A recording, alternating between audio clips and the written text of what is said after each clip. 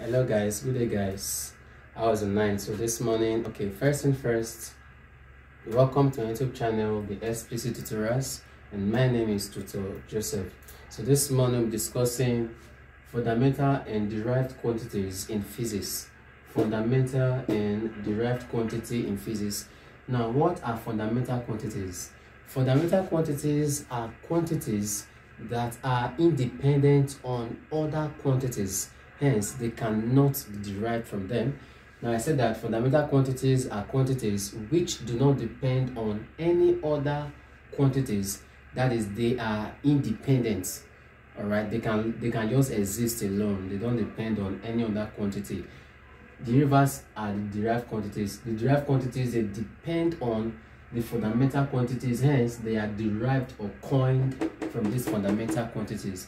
But these fundamental quantities, they are not coined from the derived quantities. Okay, now in physics you have about 6 examples of fundamental quantities, but mass, length, and time are the basic fundamental quantities in physics. I said we have about 6, but the most important one, or the most basic fundamental quantities, are mass, length, and what? Time.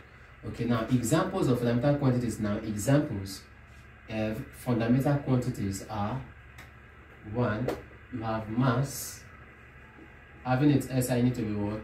Kg, kilogram. You have 2, you have length, having its SI need to be what? Meter, small as an m. And you have number 3, you have time, having its SI unit as what? Second. All right, so these 3 mentioned fundamental quantities are the basic fundamental quantities in physics. All right, the basic ones. Others are, you have temperature. Temperature is also a fundamental quantity. All right, and it has its SI unit to be what? Kelvin. All right, you know, this is second, this is meter, and this is what? Kilogram, and this is Kelvin.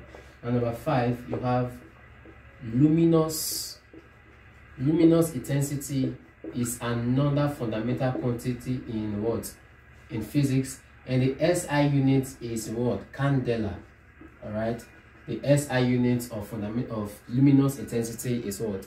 Candela. Okay, now the 6th one is the quantities of substance. All right, quantities of substance. Now the SI unit of this is n. N represent what? Number of what? Moles. All right, these are the basic fundamental quantities in physics. The first 3 are the most essential fundamental what? Quantities. They'll ask you, which of these are the fundamental quantities in physics? They'll scatter it, they'll mix it up. You cannot you can never be having these, everything in the same option. No, they either put option A as mass, length, and time, which is actually the answer. You now combine these ones with any other derived quantity. So you should be very, very scrupulous when choosing the answer to such question. All right, now the next one is derived quantity. I told you that derived quantities are quantities that are dependent on the fundamental quantities. That is, they depend completely on the fundamental quantities. Hence, they are coined or derived from them. Now, what are some examples of derived quantities? What are some examples of derived quantities? You have speed. Speed is a derived quantity. 2, density is a derived quantity. Velocity is a derived quantity. Volume is a derived quantity. Acceleration. 6, pressure. 7, momentum.